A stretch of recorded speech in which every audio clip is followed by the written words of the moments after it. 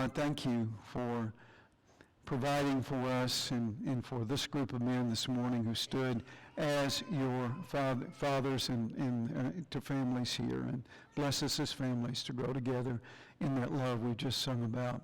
Thank you. And we pray this in the name of your Son, Jesus. Amen. Y'all may be seated. Thank you. Also want to do a couple of other things to begin with this morning, as Kathy and I are already kind of hit the ground running being missions ministers here at Campbell Street. And again, we're greatly honored for that opportunity. Obviously, we spent 10 days of the first few days of June in Mexico and with the City of Children in El Cerrillo. But all of that team, would you mind standing as well? All of the team that went to Mexico? I guess you would. Oh, here we go. Don't be afraid. Don't be ashamed. There we go. There were at least 50 of us. I'm not sure I quite see 50 this morning, but we had a very blessed trip, a trip where all of us tried to show the love of Christ, right, Joe, with what we could do in those circumstances. And I'm thankful, very thankful for this group, for what they did to show God's love in so many, many ways. Thank you for doing that. And this lets you see at least some that are involved in that particular effort each and every year now for the last, what is it, Tammy, 21 years. We've been making this trip, and we've been blessed to be able to be part of that for several years. Thank you again. Blessings. Thank you for doing that. Also, I know that Johnny and Jan Edwards arrived apparently safely back from Zimbabwe on their 2-week or so mission trip. I think they arrived last night, as I heard the word, but they're in Arkansas today because I think they had some family member, maybe a grandchild or something, that was being baptized in Arkansas. So they're there ministering that way today. I know that David and Brenda McCrary, you guys just returned from Nicaragua, right? Not too long ago. You did a medical campaign there. You can stand if you want to. Everybody kind of knows who you are. There you go. We got half of them staying anyway. Okay, that's good. And we're very, very thankful for you. And just in a few days, we have a group going up to Hayward, Wisconsin. Who's on that trip for the June trip to Wisconsin? Are some of you here for that? Yeah, well, that's all right. You can stand up. All right, we got one, but you might be continuing to remember them. And I know there's probably other things going on that I'm not mentioning today, but I'm just thankful for this mission emphasis of this church to reach out to others, and yet we're trying to do that right here where we are. Amen? And we're trying to care about each other, which is really the topic at hand that we have today. Danny asked me to speak, and he knew he was not going to be able to be here today, and so it's been several weeks ago that he asked me to do this. And an interesting thing was that when he gave me the topic and the passage, I contacted Brother Franco, who's in El Cerrillo, knowing that I was going to need to share some lessons. And guess what? It was about exactly the same verses. So it was kind of nice for me to be able to focus on these passages in 1 John over the last little bit to be able to share with you. And I got some things I think are a little different. Holly Sloan came to me this morning and said, "Okay, are you preaching this morning?" And I said, "Well, yes, that's the word on the street." And she said, "In Spanish or English?" And I said, "No, we'll just be in English today, so we're going to attempt to do that." Now, my mother is here. Many of you have met her, and thank you so much for being so kind and warm to her. You know, mothers, they tend to go hear you whether you make any sense or not. And she has been and heard me preach a lot of times in Spanish, and then so today we get to do that in English, but she would probably tell you that she's been trying for 67 years to understand what I'm saying and still hasn't got there. So at any rate, we'll have to see how it goes today for us. Looking at the passage that Danny gave me today, It's 1 John, if you want to be turning there. We're going to be looking at 1 John chapter 2, basically verses 3 to 11. And as we look and try to understand exactly what God needs to tell us today through these scriptures. And as I contemplated this passage, it appeared to me that one of the things that I had often missed was this sense that in the passage there's a lot of emphasis about understanding Jesus and about walking with Jesus, it seems to me. So that's why I have as a title slide here, be sure to walk with Jesus. And if it'll come up here, okay. And part of that is that a relationship with him, meaning Jesus, means relationships with the Father and with each other. And to me, that's something that stood out from the passage itself and helping us understand that. Now, with that, I think one of the things that was important for me to understand, and hello, let's don't go there. Am I pressing the wrong one, Jacob? No, we're going backwards. Okay, I got to go forward. I got it now. Now, one of the things that I think really stood out to me was, the first few verses of 1 John, I looked at that and I said, okay, John is saying that he was a witness to Jesus while he's on the earth. And I thought, that's good. So let's move along. I guess I kind of rushed through it, but when I really began to focus on this, I began to see something that I felt like at least was important to me.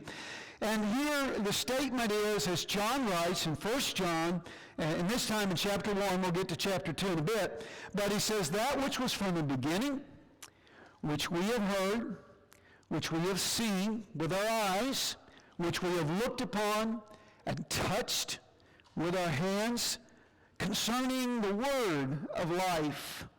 The life was made manifest, and we saw it, and testified to it, and proclaimed to you the eternal life which was with the Father, and was made manifest to us. That which we have seen and heard, and we proclaim also to you, so that you may have fellowship with us, and our fellowship is with the Father and his Son Jesus Christ.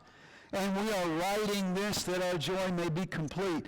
The idea of fellowship with each other and fellowship with God. See, that says to John, that's when joy gets completed, when it's fulfilled, when it means something.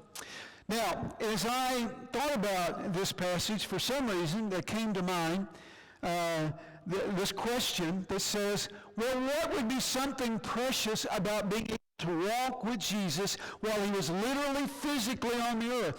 What would be something neat there? And I recalled a movie that I'd seen. Maybe some of you seen it. It's called St. John in Exile. Anybody ever see that? I'm not getting a lot of affirmation here. Yeah. Well, this is a one-man play that's done portraying, as if it were, John, who is in exile, we know, in Patmos in the later years of his life. And with this, there are a few things about it that I thought, well, I want to watch that again just to kind of see what it might share with me. And a couple of clips, which I'm hopefully, if technology cooperates, if it doesn't, we're all right with that too. But if technology cooperates, we've got a couple of clips that I want to show you. The actor is Dean Jones, who you may recall having seen in several Disney films, particularly in the 60s.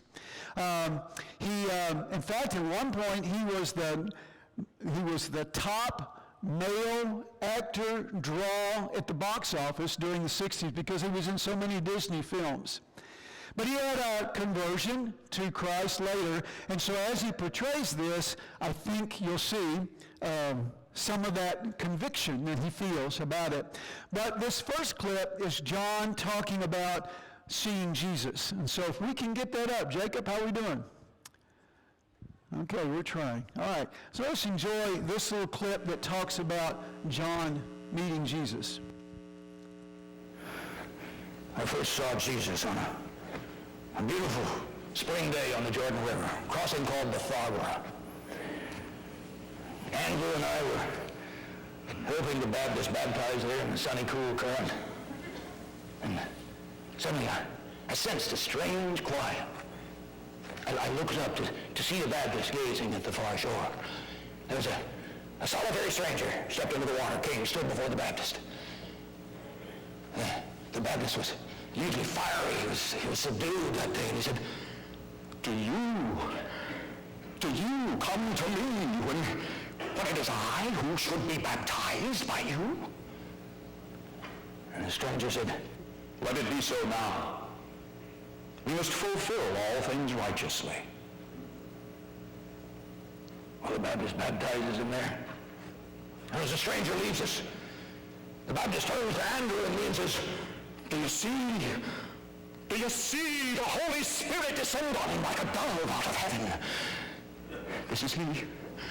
This is he for whom the world has been waiting. Now follow him. Well, we followed him. And when we caught up with Jesus, I didn't know what to say. I just said, Rabbi, where are you staying?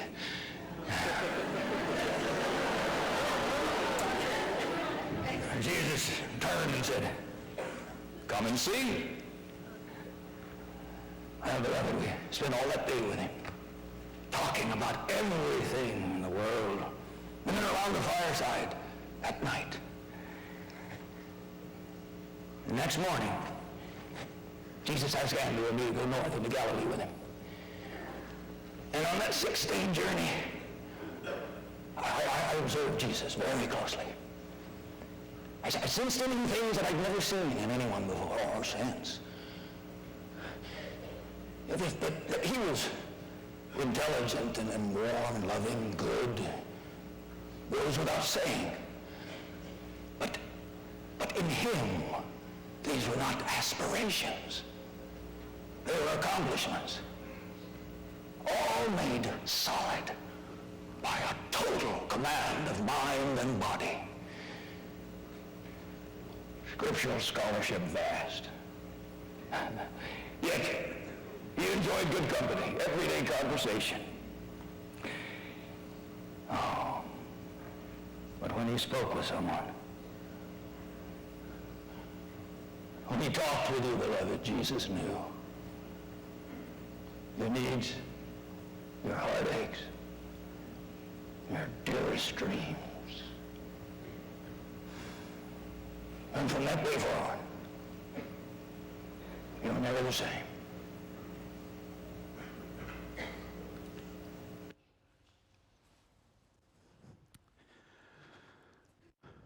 The thing that I think impacted me from seeing that scene was just the statement, after you could see him and he could look right into you and know you and understand you. But after you met him, you would never be the same. And I think why we're here today partly is because we don't want to be the same. We want to be what he wants us to be, to complete our joy, so that we can find it. I thought about the question I put up here, what would be something precious about being able to walk with Jesus while he was on earth? And I don't know, it occurred to me that if I could just see him how he responded to people in very difficult situations, if I could learn that, if I could learn that even in difficult situations and settings and a lot of different things, if I could just respond like he did, and respond with courtesy, respect, sure, sometimes very direct, but he always did it out of love, which is really the topic of the conversation here that we get out of 1 John. As we begin to look at the text here, I want us to focus now on the text that's been given to me today. Let's just read it together. I'm reading from the Revised Standard Version, so it may read a little bit different than yours. And by this, we may be sure that we know him if we keep his commandments. He who says, I know him, but disobeys his commandments is a liar. And the truth is not in him. But whoever keeps his word, in him truly love for God is perfected. By this we may be sure that we are in him.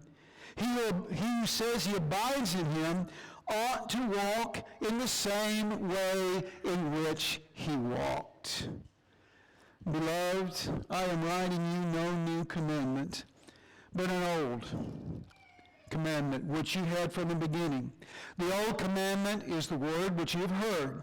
Yet I'm writing you a new commandment, which is true in him and in you, because the darkness is passing away and the true light is already shining.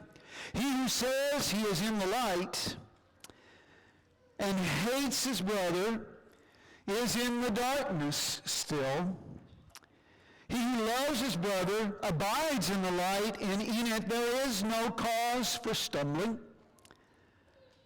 But he who hates his brother is in the darkness and walks in the darkness and does not know where he is going, because the darkness has blinded his eyes. So you see, one of the things that we notice immediately is that there is obedience of God that actually helps us to verify that we know God and that we have a relationship with him. The obedience to God. Now, I know it depends on the topic and the particular passage we're using, and what about it, what about obedience, and how does that all play out. Perhaps we could have long discussions about a lot of different subjects in regard to that. But I just asked myself, when I looked at this again, I said, well, how did Jesus walk in obedience to God? And in the Gospel of John, it seems to me there's a lot of reference made to what? To how that Jesus had submitted himself clearly to the Father, and he says, I am doing my Father's will. In his obedience, how far did it take Jesus? How far was Jesus willing to obey?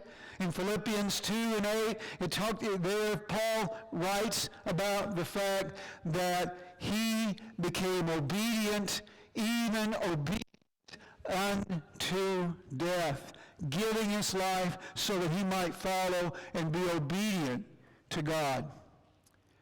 I don't know how many times I thought about this particular scene, where the only begotten Son of God bowing down before God and begging God, oh, please, Father, please don't let me have to drink this cup. Let this cup pass away from me. But the Father said, no, this is the way. And Jesus said, not my will, but yours. The love that Jesus had for a Father who loved him was an obedient love. You see, our relationship with God depends on our obedience. Another thing that to me becomes clear in this, in verse 6, it says, he who abides in him ought to walk the same way he walked.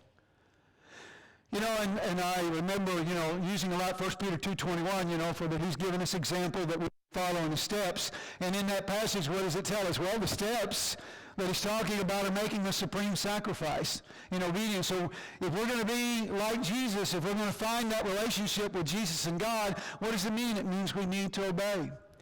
And I don't know where today that might touch you the most. Where it touches me is a lot of times this struggle with different sins I still have not put aside, but I'm sure that everyone in here today has got some sense, well, have I really crucified myself? That's the essence, isn't it? That's what Jesus said. To be my follower, he said what? You must deny yourself, Matthew 16:24, right? That means don't do what you want to do, but do what the Father wants you to do, and in some cases what your brother needs you to do. But deny yourself, take up your cross, and follow me. And so what does that really mean? Well, I just put a little bit up here about, he gets into the old and new commandment, and I've never been quite clear on it. Now, part of that's because that Jesus wasn't exactly specific about what it meant. I can imagine a few things about new or old commandment. Was it the old tablets of stone? Was it the new Bible on a cell phone?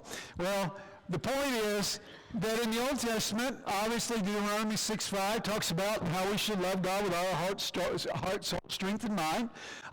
Leviticus 19:18 is another passage that talks about loving the neighbor. So we know it's an old commandment. This is not something that's brand new that Jesus is communicating, but there is a sense which it is new, perhaps. And these are some ideas that seem to strike me, particularly maybe, obviously, Matthew 22:34-40 talks about the first command is to love God with all our heart, soul, strength, and mind. The second's like unto it, to love our neighbor ourselves. So he repeats that. What's a little different about it, he says, on these two hang all the law of the prophets, all of it.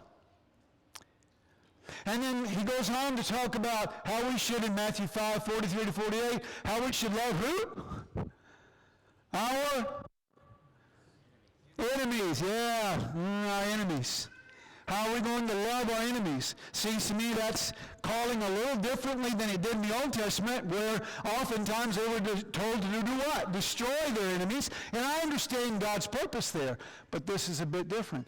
Then in Luke 10:25-37, perhaps only one of the many passages that refer to the fact that we ought to be loving even those who may not be exactly from our own social classes, our own cultural groups. And so that's a little different. But it seems to me that even in the passage, it says that we discover a new sense of the commandment because Jesus was made flesh, because he lived it, because he gave us an example. Aren't we thankful for these accounts that tell us about Jesus? That explain his life and challenge us? Because there we find Jesus, but not only there. We also find Jesus where? When we see in each other those same characteristics of Jesus. You seen Jesus today in somebody? Amen. It's a new commandment because now it's been made flesh. Maybe. It seems to me that's important, at least in the writing here of 1 John. Well, and then he goes on to mention in the passage, the darkness is passing away and the true light is already shining. Of course, that goes right along with what he said in John 1, right? You know, when he spoke of Jesus, those first 18 verses, I read a lot of the folks who are trying to come to Christ, and we just talk about all the descriptions of Jesus, and one of those is light. Light in the sense that when darkness you can't see, you don't understand, you're confused. You don't know where you're going, or what you're doing, or why you're doing it. But when Jesus comes into our life, there's a change. There's a light that's there. And most often it's seen out of his love, because God so loved the world that he sent a loving Son. And he might die for us. To save us, but to teach us to love. To teach us to love. Well, I guess, like anyone else, it seems to me like we need to get a handle on it. Yeah, I came up with a few things. Since we know hate is, I understand it, the opposite of love, maybe we need to stop and think, well, am I loving my brother? Am I caring for my brother and sister? Or am I really hating them? So here's some ideas for you to entertain right now, I think. I may have to just read them, but it'll come up here. We got a song. Let's see. Love one another. Let's see. Hello. Oh, here we go. Now it's working.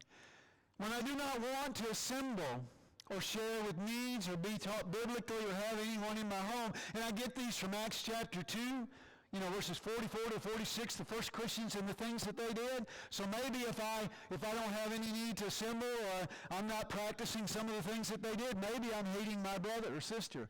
Where there is gossip and slander among us. James writes an awful lot about control of the tongue. But I'm hating my brother or sister when I won't address with them issues that we have between each other that need to be resolved. And when I just in my loose talk, in my loose tongue, I'm actually tearing down others. When there's criticism and negativity, and I'm reminded of what Paul said in Philippians 4:8, whatsoever is pure, right, lovely, and all those kinds of things, that's what I need. When I think of you, that's what I need to emphasize. There's a certain sense, I suppose, that all of us think we're pretty smart if we can look at something and tell somebody what's wrong with it. But you ever done that? You ever gone into a mechanic and say, fix my car, it's broke? You don't know how to fix it, but it doesn't take rocket scientists to determine that it's broke. By the way, is it news that all of us are broke? I don't mean financially. We may do that too. Does it occur to us that there's nobody here that's not broke spiritually? And we're not broken, I guess is the right way to say that. In Spanish, it's different. When there's struggles of envy and power, when I strive for getting attention called to me, me, that's what my dog Penelope does. Anybody comes see her. Me. When we're not ready to forgive and even forget, harder to do.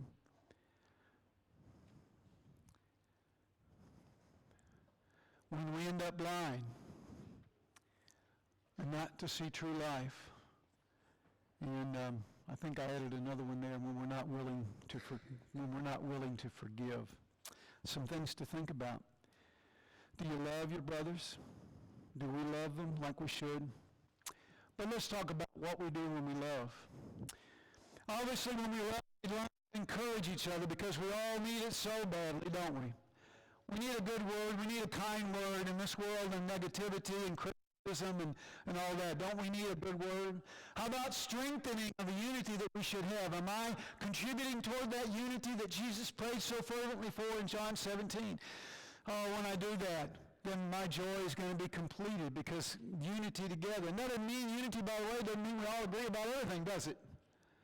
It just means we know where we're going. We know what we're here for. We know what we need to do and progress and move forward.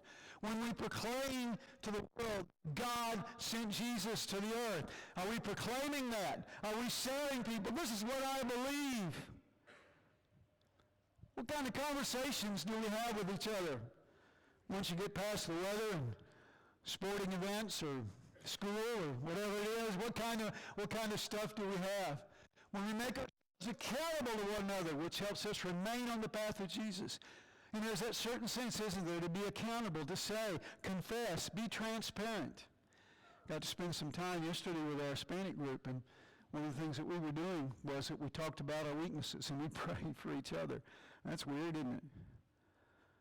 There's an amazing number of weaknesses that we needed to pray for. But we did that. We function as a body, and we show that we all have a place. Anybody here doesn't belong? I don't think so. I think we all belong, don't we? We're all a part of this body. We're all different members. We may do different things. 1 Corinthians 12, Romans 12 emphasize those things for us. And then the world can see when we love each other, when we care about each other, that we are the sons of God, that we're disciples of Jesus. Jesus stated that very clearly in John 13:35.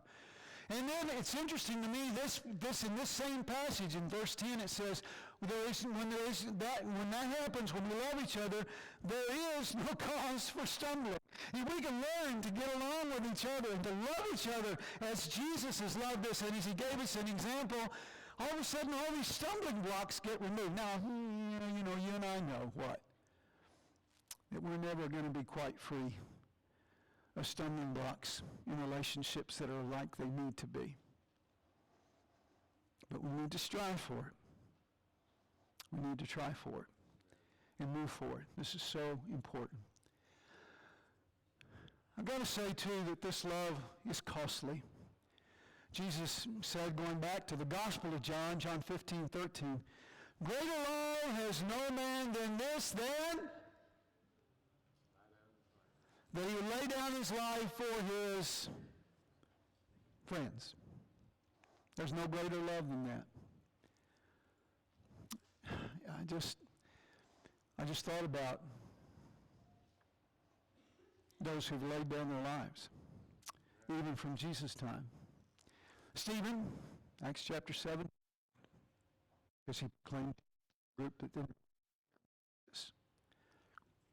We know that James, John's brother, was killed by a sword. Acts chapter 12. Others we have through history, and maybe referrals that may be somewhat obscure, so we're not completely sure about these, but at least the ones I was reading through recently said things like this. Bartholomew was scourged and then beheaded in the media. James, the son of Alphaeus, beaten, stoned, clubbed to death, proclaiming of Christ. Andrew apparently was crucified in Achaia. And we have Peter. We know the tradition is, according to what history we have, says he was crucified upside down. And some even mentioned that his wife was crucified at the same time in Rome because of their belief. Through with a spear and scourged and thrown into prison and crucified. Matthew speared to death in Ethiopia. And then we have also Thaddeus, who was crucified in Edessa. And then we have Simon, was crucified in Britain, apparently, at least according to one source. Why am I mentioning all this? What have we sacrificed? What are we willing to sacrifice? What are we willing to give? What am I willing to give to you, better said, to show you that I love you? How far will I go? Where do I need to go? I think that's an important question. How far can we go? Let's back up one. I can do that now. There was one other clip at, where it's actually ending with this St. John in exile. And I want to share that with you now as some final thoughts as we wrap up the thoughts from this morning.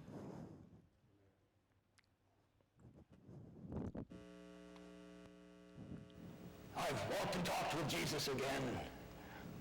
As usual, I love him more. And I see what he has in mind for what remains of my life. A witness that will endure. So if the Father will spare me the days and the Holy Spirit will lead, I will give the churches what they've asked for. A gospel for the Greeks and the Romans. And this will be its message. God so loved us. He so loved the world that he gave us his only Son, that whosoever believes in him need never die, but have everlasting life. Life, beloved, that's what he's offered us. Life is come, death is conquered. Hell itself can never prevail in your life again. This is why I declare these things to you. What my eyes have seen and my hands have touched, that you might have victory in fellowship with us. Because truly our fellowship is with the Father and the Son. Oh, beloved, when fear enters your mind, disease your body, death or enslavement your spirit, speak the name of the Prince of Life. Speak the name of Jesus, and hell itself will be put under your feet. We're not born of blood. We're not born of the will of the flesh or the will of man. We are sons and daughters of God. And it does not yet appear what we shall be. But we know this, that when he comes again, and he will, let no man take that from you, when he comes again, we shall see him as he is, and we shall be like him. Oh, be like him now, beloved. Love one another. If you love one another, the world will know you're his. Our little children. Love one another.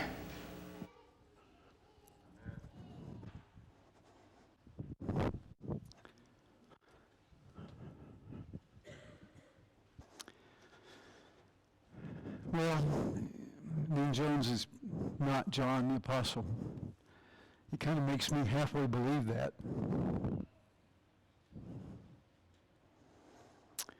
Little children, love one another. I just touched the hem of the garments. I'm thankful that the topic is going to be discussed, and we even discussed it this morning in our class. This great and wonderful thing that's called love. It's called for obedience, for sacrifice. And it even hinges, my love for God is linked to the way I love you. In fact, I can't say I love God if I don't love you. What a wonderful thing to invite the world to true love. Are you ready to invite the world? Because of the love you know and understand? The invitation is what? Come and know Him and walk with Him, and He'll make you what you never dreamed you could be. He will make us, Campbell Street, what we never thought we could be. Because in the power of that love, in the power of His life, we can find the change and the strength to change that we need. There's an invitation today. Perhaps you haven't loved someone like you need to. Maybe someone right in this room. I'd encourage you to go to that person today and start working on that to build it back. To be what you ought to be and should be. The invitation is to invite Jesus into your life by being obedient to Him because of your belief and trust in Him, because of your recognition of how much you need Him because of your own sin, the confession of that, the confession of Him as Jesus is Lord, and to be baptized to wash all that away and start again. Let's start again. That's a nice idea. Let's start over. That's the invitation of Christ. It's beautiful, it's good, and it's helpful. We'll have elders down front as well as in the back that are ready to help you in any way. We're here. All of us are here to help you too. I'm certainly offering myself, I know Kathy would say the same, and the rest, anybody else here that you have confidence with. Loving God, obeying God is the real key purpose for all of us. So may God help us. Here, if you have a need, we encourage you to come as we stand and sing this.